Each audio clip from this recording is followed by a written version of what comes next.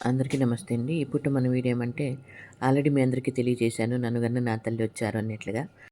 తనతో అమ్మ నేను పని మీద హైదరాబాద్‌కి వెళ్తున్నాను. నువ్వు వస్తావా అన్నట్లు అడిగాను.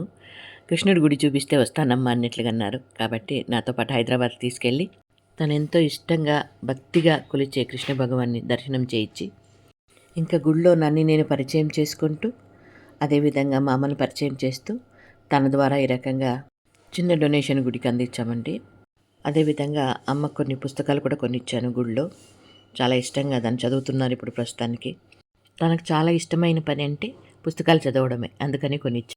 ఇంకా మనం ఇచ్చిన డొనేషన్‌కి రిసిప్ట్ ఇస్తూ అదేవిధంగా ప్రసాదం కూడా ఇచ్చారనమాట.